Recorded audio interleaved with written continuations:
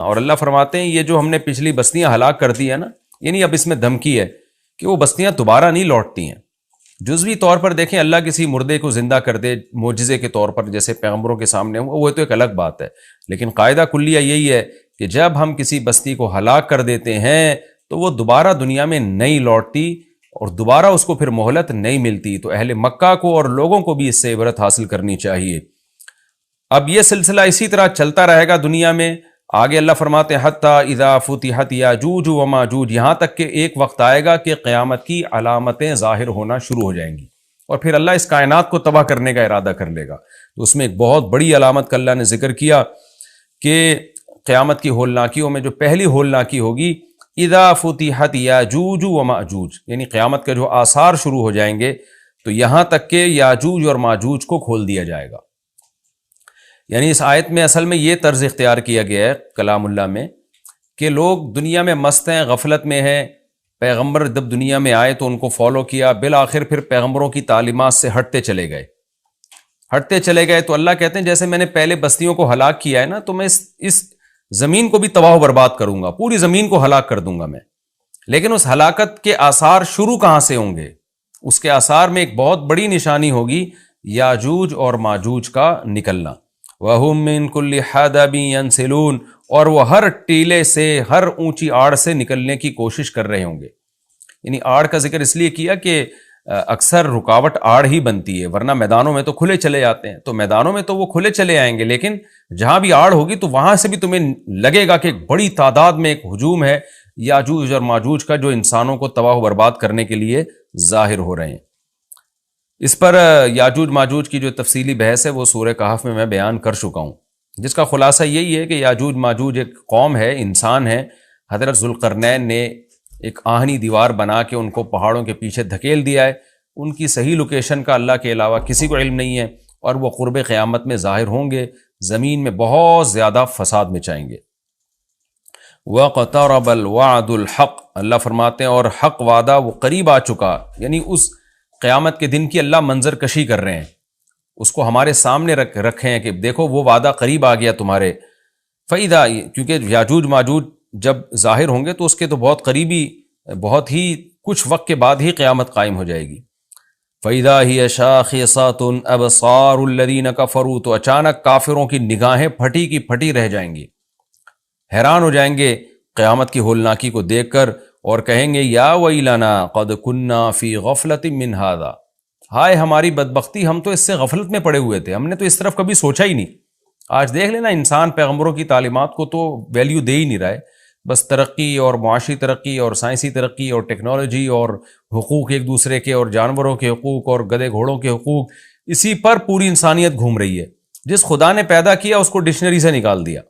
تو اللہ کہتے ہیں جب قیامت دیکھیں گے نا تو کہیں گے یا ویلنا، ہماری بدبختی، ہم تو اس سے غفلت میں پڑے ہوئے تھے، اس طرف تو ہم نے سوچا ہی نہیں، بل کننا ظالمین، بلکہ کہیں گے ہم تو ظالم تھے، یعنی ہمیں سوچنا چاہیے تھا پھر بھی ہم نے نہیں سوچا۔ انکم وما تعبدون من دون اللہ حصب جہنم، اب چونکہ مشرکین تو مشرک تھے، ان کے ذہن میں سب سے پہلے یہ خیال آتا تھا کہ ٹھیک ہے اگر قیامت قائم ہو گئی تو ہمارے بھگوان اور ہمارے بت ہمیں بچا لیں گے، ان کو اللہ نے الگ سے دھمکی دی ہے انکم وما تعبدون من دون اللہ حصب جہنم، فرمایا تم اور جو تمہارے معبود ہیں نا جن کی تم عبادت کرتے ہو اللہ کو چھوڑ کر، یہ سارے جہنم کا ایندھن بنیں گے۔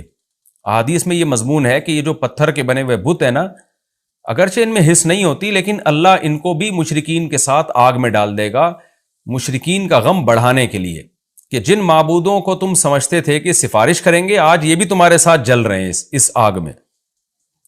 اللہ فرماتے ہیں انتم لہا واردون، تم سب اس میں جاؤ گے، یعنی ان بتوں کی عبادت کرنے والے بھی اور جو بت ہیں وہ بھی۔ لو کان ہؤلاء آلہۃ، اللہ فرما رہے بتاؤ یہ اگر معبود ہوتے تو ما وردوہا، یہ خود جہنم میں کہاں جاتے، وکل فیہا خالدون، اور یہ سب کے سب عبادت کرنے والے اور معبود یہ سب ہمیشہ ہوں گے اس میں۔ لہم فیہا زفیر، اور ان کے لیے اس جہنم میں شور و چیخ و پکار ہوگی۔ وہم فیہا لا یسمعون، اتنا شور ہوگا کہ یہ ایک دوسرے کی آواز نہیں سن پائیں گے۔ دیکھیں قرآن مختلف موقع کے مختلف درجات کو بیان کرتا ہے، حالات کو، قرآن ہی سے پتہ چلتا ہے کہ جہنمی ایک دوسرے سے بات بھی کریں گے، اور ظاہر ہے جب بات کریں گے تو سنیں گے بھی۔ تو اس سے یہی مراد ہے کہ جہنم میں جب ان کو عذاب ہو رہا ہوگا تو وہ عذاب میں تو چیخو پکار میں کسی کی بات سنائی نہیں دے گی، لیکن ایک نوعیت کا عذاب پھر یہ بھی ہوگا کہ ایک دوسرے کی بات اللہ ایک دوسرے کو سنوائے گا تاکہ ایک دوسرے کو رسوا کریں، ایک دوسرے کو تانے دیں۔ تو یہ مختلف موقعوں کے مختلف عذاب ہے جن کا قرآن تذکرہ کرتا ہے۔ اللہ ہم سب کو اس آگ سے محفوظ رکھے۔ اور یہ جو اللہ نے کہا کہ ان سب وہاں چیخیں گے پکاریں گے، تو علماء نے لکھا ہے اس سے وہ ان کے پتھر کے بنے ہوئے بت مراد نہیں ہے، کیونکہ ظاہر ہے وہ تو بے جان ہے، وہ کیا پکاریں گے؟ وہ معبود جو زندہ ہوں گے، جن میں شعور ہوگا، کیونکہ دنیا میں ایسے بھی لوگ ہیں جنہوں نے اپنی عبادت خود کروائی ہے لوگوں سے، جیسے فرعون نے کہا تھا انا ربکم الاعلی۔ تو چیخو پکار ان معبودوں کی ہوگی جنہوں نے لوگوں کو اپنی عبادت پہ مجبور کیا یا اپنی عبادت کی ترغیب دی۔ ان الذین سبقت لہم من الحسنی۔ اب سوال پیدا ہوتا ہے، اچھا جی عیسیٰ ابن مریم کی بھی تو عبادت ہوتی ہے، تو اللہ نے تو کہہ دیا کہ تم اور تمہارے جتنے جھوٹے معبود ہیں، جھوٹے خدا ہیں، سب کو جہنم میں ڈالوں گا۔ لیکن بہت سے بزرگان دین ہیں، وہ ساری زندگی توحید کی دعوت دیتے رہے، لیکن مرنے کے بعد ان کی قبروں کو لوگوں نے عبادت گاہ بنا لیا، تو وہ بھی تو جھوٹے معبود تھے۔ تو عیسیٰ ابن مریم کی بھی عبادت ہوئی، تو وہ بھی تو اللہ تو کہہ رہا ہے کہ سارے کے سارے جھوٹے معبود جہنم کا ایندھن بنیں گے۔ تو آگے اللہ نے فرمایا نا ان الذین سبقت لہم من الحسنی، ہاں وہ لوگ جن کے لیے ہماری طرف سے پہلے ہی ایک اچھا کلمہ لکھا جا چکا ہے، یعنی وہ پہلے ہی سے اچھے لوگ ہیں، ان کے لیے پہلے ہی جنت لکھی جا چکی ہے۔ اولئک عنہا مبعدون، یہ نیک لوگ اس سے دور ہوں گے، کیونکہ انہوں نے خود لوگوں کو اپنی عبادت پہ نہیں لگایا، لوگوں نے ان کے ساتھ زیادتی کی اور ان کو معبود بنا لیا۔ تو جو وہ لوگ جن کے بارے میں اچھی بات پہلے سبقت کر چکی ہے، اللہ فرماتے ہیں ان کو میں جہنم میں نہیں ڈالوں گا۔ لا يسمعون حسیسہا، وہ تو جہنم کی آہٹ بھی نہیں سنیں گے۔ علماء نے لکھا ہے اس سے مراد ہے جنت میں جانے کے بعد، کیونکہ حساب و کتاب میں جہنم کے پل سے ہر ایک کو گزارا جائے گا، اس میں تمام پیغمبر، تمام شہداء، کیونکہ وہ تو سورہ مریم میں اللہ نے بتا دیا وَإِن مِّنكُمْ إِلَّا وَارِدُهَا، تم میں سے ہر شخص جہنم کے پل پہ سے گزرے گا، جس کو پل صراط کہا جاتا ہے۔ لیکن اللہ تعالیٰ جنت میں داخل کرنے کے بعد ان کو جہنم سے دور کر دیں گے، اور جہنم کی آہٹ بھی ان کو سنائی نہیں دے گی۔ وَهُمْ فِي مَا اشْتَهَتْ أَنفُسُهُمْ خَالِدُونَ، اللہ فرماتے ہیں جو چاہے گا ان کا دل، ان نعمتوں میں یہ ہمیشہ ہمیشہ رہیں گے۔ لا يحزنهم الفزع الاکبر، اور بڑی گھبراہٹ بھی ان کو غم میں نہیں ڈالے گی۔ بڑی گھبراہٹ وہ ہوگی جو نفحہ اولا، یعنی جب سور پھونکا جائے گا نا، لوگ قبروں سے نکلیں گے، اس وقت بہت زیادہ خوف کا غلبہ ہوگا لوگوں پہ، اور سب اس خوف میں مبتلا ہوں گے، حساب و کتاب کا جو خوف ہوگا۔ تو اللہ فرماتے ہیں یہ بڑی گھبراہٹ اور بڑی جو ایک نفخہ اولا ہے، یہ بھی ان کو غمزدہ نہیں کرے گی۔ لیکن علماء نے لکھے اس سے بھی یہ مراد ہے کہ مستقل طور پہ غمزدہ کرنا، وقتی خوف تو ہر ایک کو ہوگا، قرآن سے یہ بات ثابت ہے، لیکن اللہ نیک لوگوں سے اس خوف کو جلدی دور کر لیں گے۔ اور جو میدان حشر کا جو خوف ہے، جو حقیقی خوف ہے، جو لمبا خوف ہوگا، وہ صرف نافرمانوں کو ہوگا۔ لیکن قرآن و سنت سے یہ بات ثابت ہے کہ ابتدائی مرحلے میں سارے خوف زدہ ہوں گے۔ وَتَتَلَقَّاهُمُ الْمَلَائِكَةُ، اور فرشتے ان سے ملاقاتیں کریں گے، ملاقاتوں کا مطلب مرحبا کہیں گے ان کو، هَذَا يَوْمُكُمْ، اور ان کو خوشی سے فرشتے مبارکباد دیتے ہوئے کہیں گے یہ ہے تمہارا وہ دن الذی کنتم توعدون، جس کا تم سے وعدہ کیا جاتا تھا۔ یوم نطوی السماء کطی السجل للکتب، اللہ فرماتے ہیں ہم آسمان کو، کیونکہ جب پہلا سور پھونکا جائے گا تو ہم آسمان کو ایسے لپیٹ دیں گے جیسے دستاویز کو لکھی ہوئی تحریر کے لیے لپیٹ دیا جاتا ہے۔ کما بدأنا اول خلق نعید، جس طرح ہم نے اول خلق کی ابتدا کی تھی ہم اسی طرح لوٹا دیں گے۔ یعنی انسان حیران ہو رہا ہے نا کہ یہ اللہ تعالیٰ اتنی بڑی بڑی باتیں کر رہا ہے، میں آسمانوں کو لپیٹ دوں گا، میں یوں کر دوں گا، میں کائنات تباہ کر دوں گا، تو یہ کیسے کرے گا؟ اللہ نے فرمایا جیسے پہلی دفعہ کیا تو دوبارہ بھی کر دوں گا میں، میرے لیے کیا مشکل ہے یہ کام۔ وعدن علینا، اور یہ ہم پر وعدہ ہے۔ یہ کیسے چیلنج کر رہا ہے اللہ تعالیٰ، دیکھیں، یعنی انسان کہہ رہا ہے نہیں کچھ ہوگا، یہ سب ایسی باتیں ہو رہی ہیں، اور اللہ کہہ رہا ہے وعدن علینا، میں کر کے دکھاؤں گا یہ۔ انا کننا فاعلین، پھر اللہ نے تاکید کی ہم یہ کام کر کے چھوڑیں گے، لہذا اللہ کو چیلنجز مت دو، اپنے عمل کو ٹھیک کرنے کی کوشش کرو۔ اور اللہ اب مشرکین کو بھی دھمکی دے رہے ہیں کہ صرف دنیا میں نہیں، صرف آخرت میں نہیں، دنیا میں بھی نیک لوگوں کو میں غلبہ دوں گا۔ وَلَقَدْ كَتَبْنَا فِي الزَّبُورِ، ہم نے زبور میں یہ بات لکھ دی تھی، من بعد الذکر، نصیحت کے بعد، کہ ان الارض یرثها عبادی الصالحون، یعنی اللہ نے پہلے نصیحتیں دی، احکام بتائے، اور بتا دیا کہ میرے نیک بندے ہی زمین کے وارث ہوں گے۔ زبور کا تذکرہ شاید اس لیے کیا کہ داؤد علیہ السلام کو اللہ نے زبور دی، اسی میں اللہ نے بتا دیا، اور اللہ نے زبور میں یہ وعدہ جو کیا تھا پورا کر کے بھی دکھایا. داؤد اور سلیمان علیہ السلام کی خلافت اللہ نے پوری دنیا پہ قائم کر دی. تو اللہ فرماتے یہ بات ہم نے زبور میں لکھ دی تھی. اور یہ حدیث سے بھی مضمون ثابت ہے کہ جیسے مسلمانوں کا نشأت اولا ہوا، اللہ نے اسلامی خلافت کو دنیا میں قائم کیا، تو حضرت عیسیٰ ابن مریم کے دور میں اللہ دوبارہ کفر پہ اسلام کو غلبہ عطا فرمائے گا، اور یہ زمین کے وارث پھر اہل اسلام ہی بنیں گے. اور اگر ہم زمین سے مراد جنت کی زمین مراد لیتے ہیں پھر تو بالکل واضح بات ہے. آگے اللہ فرماتے ہیں ان فی ھذا لبلاغا لقوم عابدین. ہم نے جو مضمون بیان کیا اس میں جو لوگ اللہ کی عبادت اور غلامی کرتے ہیں ان کے لیے پیغام کا صاف صاف پہنچا دینا ہے. ان کو بات سمجھ میں آ گئی ہوگی. جو اللہ کو نہیں مانتے، اللہ کی عبادت پہ آنا ہی نہیں چاہتے، ان کو سمجھ میں بات نہیں آ سکتی. وما ارسلناک الا رحمۃ للعالمین. اور اے نبی ہم نے آپ کو تمام جہان والوں کے لیے رحمت بنا کے بھیجا ہے. کافر یہ سمجھتے ہیں کہ جب سے آئے ہیں ہمارے لیے ٹینشن بن گئے ہیں، ہم باپ دادا کے دین کو فالو کر رہے تھے، نہ کوئی جہنم کی بات تھی نہ کوئی اور باتیں تھیں. تو وہ اشکال کرتے، اللہ نے فرمایا کہ ہم نے رحمت بنا کے بھیجا ہے تاکہ لوگ آپ پر ایمان لائیں، جنت میں جائیں، اپنی زندگی کو بھی سدھاریں، آخرت کو بھی سدھاریں، اور ایک دوسرے کے حقوق ادا کریں، زمین میں امن پیدا ہو. تو آپ رحمت کا ذریعہ ہیں.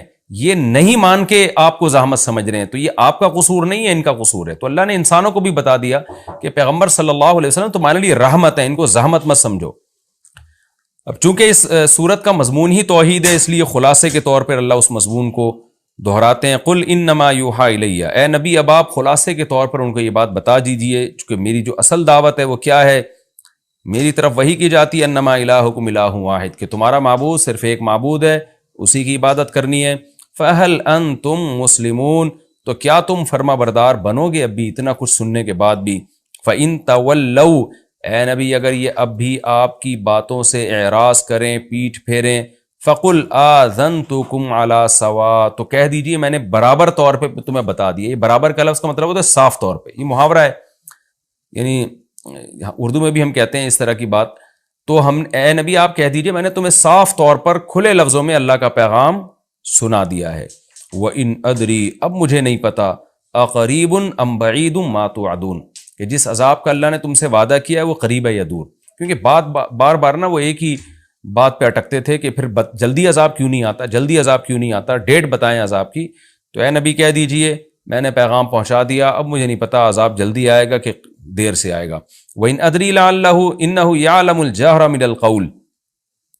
اللہ جانتا ہے جہر والی بات بھی، وَيَعْلَمُ مَا تَكْتُمُونَ، اور جو تم چھپاتے ہو وہ بھی اللہ جانتا ہے. کیا مطلب؟ اللہ کا علم کامل ہے. تو جس کا علم کامل ہے اس کو پتہ ہے کہ قیامت کب آئے گی. میرا علم کامل نہیں ہے تو مجھ سے کیوں پوچھتے ہو، اور اللہ مجھے نہیں بتاتا کہ کب آئے گی. جتنا اللہ نے بتایا وہ میں نے تم تک پہنچا دیا.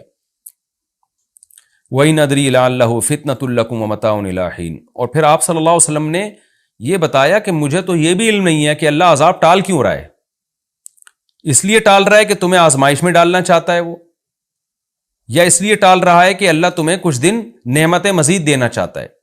یعنی آزمائش تو یہ ہے کہ عذاب ٹلے گا تو تمہاری آزمائش ہوگی، تمہیں غور و فکر کا موقع ملے گا، کچھ لوگ ایمان لائیں گے، کچھ نہیں لے کر آئیں گے. عذاب فوراً آ گیا تو سارے ہی جہنم میں چلے جاؤ گے.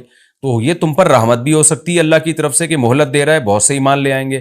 اور یہ بھی ہو سکتا ہے کہ اللہ تمہیں آخرت میں پکڑے گا اور دنیا میں کچھ نعمتیں دینا چاہ رہا ہے.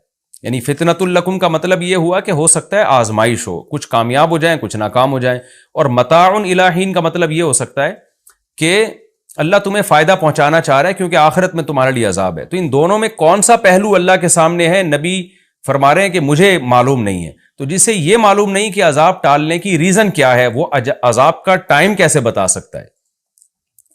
پھر آگے اللہ تعالیٰ آخر میں اپنے نبی صلی اللہ علیہ وسلم کے کلام کو نقل کرتے ہیں کہ آپ نے پوری صورت ان مشرکین کو سنائی، پورا توحید کے مضمون سنایا.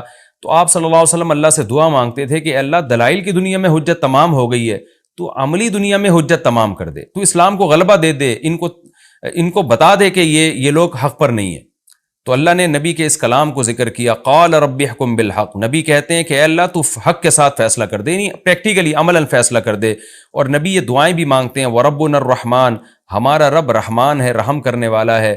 المستعان، اسی سے مدد طلب کی جاتی ہے. علی ما تصفون، ان باتوں پر جو تم لوگ کرتے ہو، یعنی تم جو اعتراضات کر کے مجھے تکلیف پہنچا رہے ہو تو میں مدد اللہ ہی سے طلب کرتا ہوں. تو یہ تسلی کے دو جملے ہیں جو اللہ کی طرف سے کہ باقی اللہ نے عملی فیصلہ کیا، پھر بدر میں کیا، احد میں کیا، اور پھر خندق میں کیا، فتح مکہ میں کیا، لیکن نبی صلی اللہ علیہ وسلم شروع سے ہی یہ دعائیں مانگتے آ رہے تھے۔ اس میں ہمیں بھی ترغیب ہے کہ جب ہم دعوت کا کام کریں تو اللہ سے یہ دعائیں مانگا کریں کہ اللہ تو حق کا فیصلہ کر اور تجھی سے ہم مدد طلب کریں گے۔ اور یہ بات آپ مشرکین کو بتا بھی دیں کہ ہم اللہ ہی سے دعا مانگتے ہیں، اور ہم تم جو ہمیں مشکلات میں ڈال رہے ہو، ہم اس میں اللہ سے مدد طلب کرتے ہیں۔ ظاہر ہے جو اللہ پہ اعتماد کر کے اللہ سے مدد طلب کرے گا تو پلڑا بالآخر اسی کا بھاری رہے گا، فتح اور نصرت اسی کے مقدر میں آئے گی۔ یہ بھی ہمارا رکوع الحمدللہ کمپلیٹ ہو گیا۔ اس رکوع میں بھی اللہ نے بہت اہم مضامین کو بیان کیا۔ ایک تو یہ کہ نیک اعمال پہ ایمان کے ساتھ نیک اعمال قابل قبول ہیں، بستیوں کو اللہ ہلاک کر دیتے ہیں، دوبارہ زندہ نہیں کرتے اللہ ان بستیوں کو، اور نام و نشان مٹ جاتا ہے ان بستیوں کا۔ اور قیامت کی ہولناکیوں کا اللہ نے تذکرہ کیا کہ پہلی علامت یاجوج ماجوج کا ظاہر ہونا ہوگا، وہ خود سائنس کے لیے ایک چیلنج ہوگی، بہت بڑا چیلنج ہوگی۔ اور پھر آہستہ آہستہ قیامت کی علامتیں آئیں گی تو اہل کفر کی آنکھیں حیرت سے پھٹی کی پھٹی رہ جائیں گی، اور وہ کہیں گے ہمیں تو اس کی توقع ہی نہیں تھی۔ پھر اللہ ان مشرکین اور ان کے معبودوں کو اٹھا کے ان کے ساتھ جہنم کا ایندھن بنائے گا، اور ان معبودوں کو بچا لے گا جن کو ان کی مرضی کے بغیر معبود بنایا گیا، یعنی عیسیٰ ابن مریم اور جو بزرگان دین قبروں میں لوگ ان کی قبروں کی عبادت شروع کر دیتے ہیں، ان کے بارے میں اللہ نے فرمایا کہ وہ جہنم کی آہٹ بھی نہ سنیں گے۔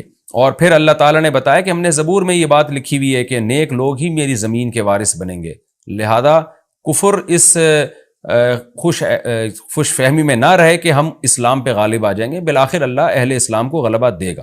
اور اس میں ایک اہم ترین آیت یہ بھی ہے کہ اللہ نے پیغمبر صلی اللہ علیہ وسلم کو رحمت للعالمین بنایا ہے۔ کاش یہ بات آج کافر کی سمجھ میں آ جائے کہ اسلام آپ کے لیے رحمت ہے، عذاب نہیں ہے۔ لوگ اکثر یوٹیوب پہ میں نے دیکھا کمنٹس کر رہے ہوتے ہیں غیر مسلم کہ ہم اسلام سے بچے ہوئے ہیں، عیش کی زندگی میں ہیں۔ بھائی آپ اسلام میں آؤ گے تو آپ کو خوشیوں والی زندگی ملے گی، کیونکہ اللہ نے محمد صلی اللہ علیہ وسلم کو جہان والوں کے لیے عذاب نہیں بنایا بلکہ جہان والوں کے لیے رحمت بنایا ہے۔ اور آخر میں برات ہے کہ پھر بھی نہیں مانتے تو اے نبی آپ ان سے کہہ دیجئے کہ میں نے پیغام بھی پہنچا دیا ہے اور میں دعا بھی اللہ سے مانگتا ہوں، اور میں یہ تو بتا سکتا ہوں عذاب آئے گا۔